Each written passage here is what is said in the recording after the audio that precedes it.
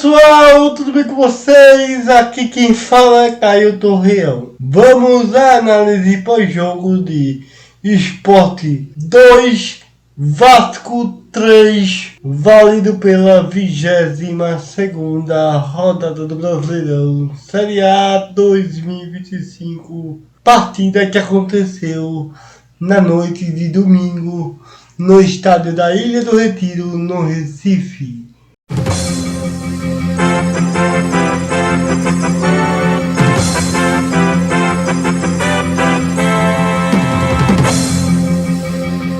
Antes de começarmos, gostaria que todos assistam esse vídeo que faço com muito carinho até o final, para que a plataforma YouTube entenda que esse vídeo é bom de se assistir. O like e o compartilhamento são importantes, mas assistir os vídeos até o final também é importante, então, por favor, me ajudem para que eu possa trazer mais conteúdos do esporte para vocês.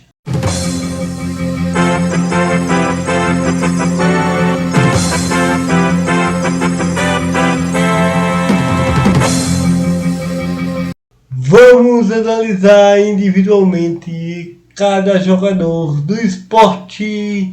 Agora, Gabriel Vasconcelos. O goleiro rubro-negro não teve culpa alguma nos gols sofridos. Por muito pouco não defendeu o pênalti convertido por Pablo Veguete e vem passando segurança apesar dos gols sofridos. Enfim, partida razoável de Gabriel Vasconcelos. Matheus Alexandre vem fazendo boas partidas desde que Daniel Paulista assumiu o comando da equipe rubro-negra. Nessa partida diante do Vasco, demonstrou que vem sendo de melhor nele e me surpreende positivamente, pois tem compensado a falta de técnica com muita vontade, garra e determinação nesse período sob o comando de Daniel Paulista. Esteve envolvido num lance polêmico, que de polêmico só teve o nome mesmo, pois não foi nada no lance que originou o pênalti para o Sport, e é até difícil de achar adjetivos para descrever o lance perdido, desperdiçado ou como queiram chamar, na bola quem que se transformaria em mais um empate para o Sport.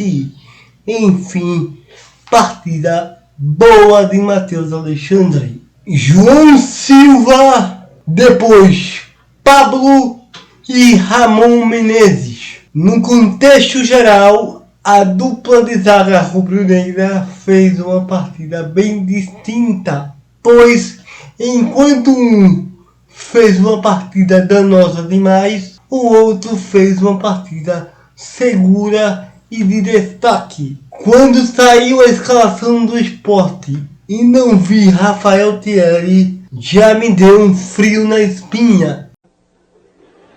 Fudeu de vez!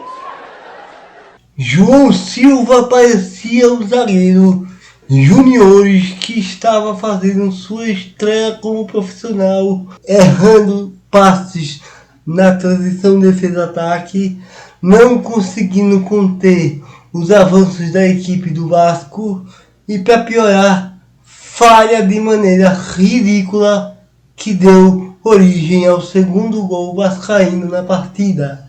Enfim, partida desastrosa do zagueiro português. Foi substituído e vaiado aos 43 minutos da segunda etapa por Pablo, que entrou na base do desespero total para tentar empatar a partida e, pelo pouco tempo que esteve em campo, fica sem análise. Ramon Menezes fez uma partida oposta ao seu companheiro de posição, fazendo uma partida muito segura, errando o mínimo possível na transição defesa-ataque e foi agraciado com um belo gol de cabeça que deu uma certa sobrevida ao Sport, mas que de nada adiantou. Enfim, partida boa de Ramon Menezes. Aderlan, depois Kevson. Aderlan jogou na lateral esquerda com o pé invertido. Teve muitas dificuldades para conter os avanços ofensivos do ponteiro Ryan do Vasco e psicologicamente parecia estar em outro plano espiritual, pois escapou de ser expulso em lance com o volante Jair da equipe carioca. Vivia reclamando não sei o que com o árbitro e, para piorar, parecia uma carroça desgovernada em lance que deu origem ao pênalti para o terceiro gol do Vasco. Enfim, partida fraquíssima de Aderlan. Foi substituído aos 30 minutos da segunda etapa por Kevson, que entrou e fez aquilo que ele mais sabe fazer, que é um grande nada. Não compromete, mas também não ajuda. Enfim, partida fraca de Kevson. Christian Rivera não conseguiu dar suporte defensivo em momento algum durante a partida. Sua transição defesa-ataque era muito toque de lado para trás, para frente jamais. E quando não consegue se impor na marcação, praticamente fica sem função em campo. E na reta final, na base do desespero total, terminou a partida como zagueiro. Enfim, partida fraca do volante colombiano. Zé Lucas, depois Romarinho. Zé Lucas fez uma de suas piores partidas no aspecto defensivo, pois não conseguiu ser eficiente na marcação, deixando rombos enormes no meio-campo. E só me lembro de um lance positivo dele em toda a partida, em um belo passe para Matheus Alexandre, que originou o pênalti para o primeiro gol do Sport na partida. Enfim, partida fraquíssima de Zé Lucas. Foi substituído aos 20 minutos da segunda etapa por Romarinho, que entrou na base do desespero, pois naquele momento da partida e pelo momento vivido pelo Sport na competição, se pedia uma ofensividade maior, que culminou numa pressão e por muito pouco não foi suficiente para salvar ao menos um ponto dessa partida. Enfim, partida razoável de Romarinho. Lucas Lima, podemos dizer mais uma vez que foi um dos poucos atletas que tentou algo diferente pelo lado do esporte, demonstrando muita vontade e no aspecto de decisão técnica, quando precisou, ele esteve presente com gol e assistência, chamando a responsabilidade. Porém, como fala no dito popular, uma andorinha só não faz verão. E Lucas Lima vem sendo essa andorinha no verão do esporte. Enfim, partida boa de Lucas Lima. Mateuzinho, Derek Lacerda e Léo Pereira, depois Christian Barleta. Mateuzinho até tentou ser participativo, principalmente na troca de posições com o Lucas Lima, porém não conseguiu ser produtivo, não conseguiu ser tão efetivo na criação de jogadas ofensivas e mais preocupado em ajudar na marcação do que ser agressivo ofensivamente. Enfim, partida fraca de Mateuzinho. Derek Lacerda, o jogo não era para o centroavante do esporte, pois ele correu para o lado, nada. Correu para o outro, também nada. não conseguiu ser participativo e muito menos produtivo na partida.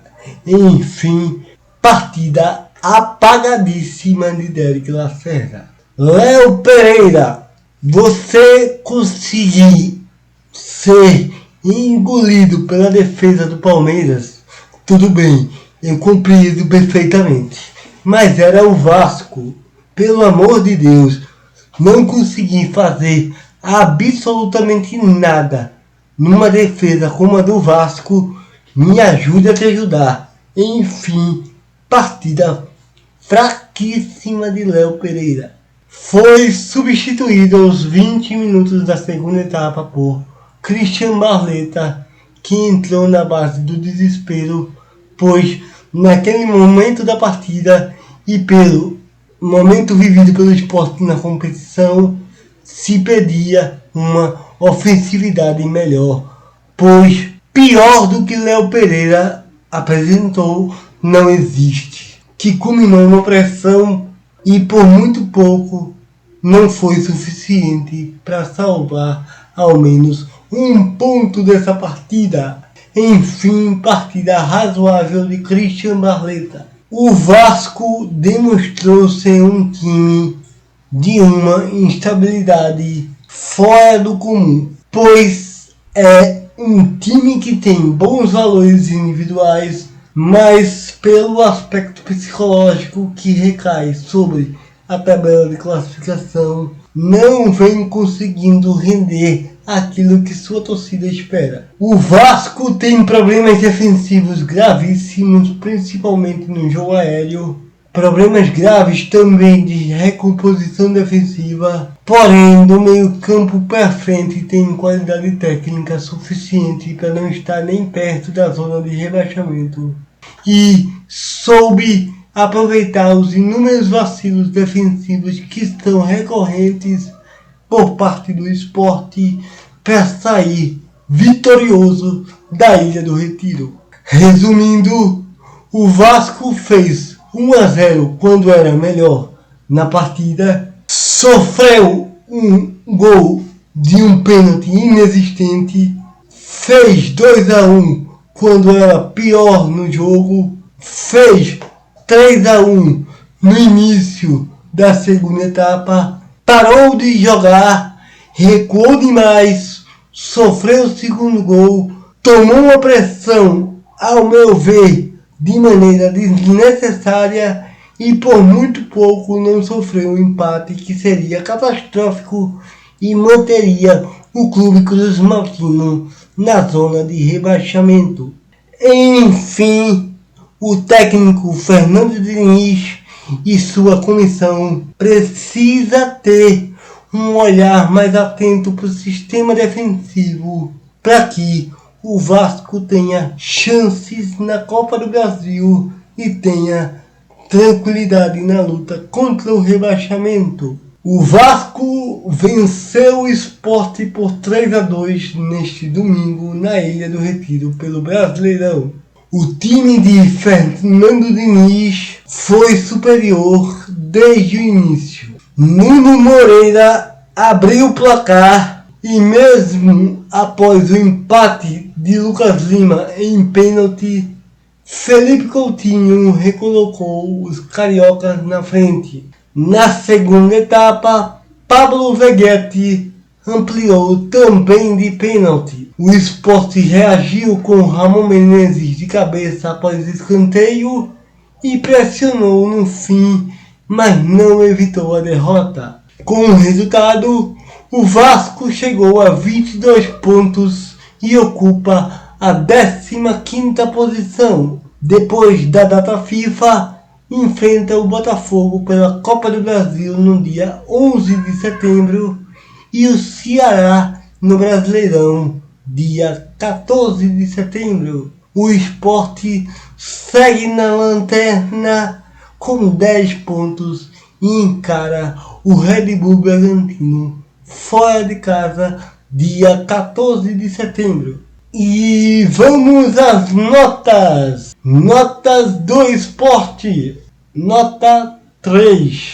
O Sport Clube do Recife selou o seu passaporte moral para a Série B e de maneira humilhante, vexatória, ridícula e todos os atributos mais ruins que você possa imaginar estão nessa campanha pífia do Leão da Ilha no Brasileirão Série A 2025.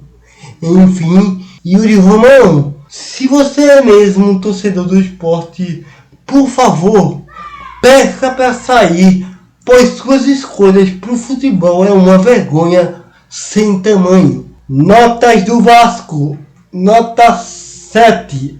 O Vasco, como eu já falei, é um time muito instável e parece que está incompleto na questão de qualidade em setores diversos que o time de futebol precisa ter, pois até consegue agredir o adversário, mas não consegue conter os avanços ofensivos do adversário.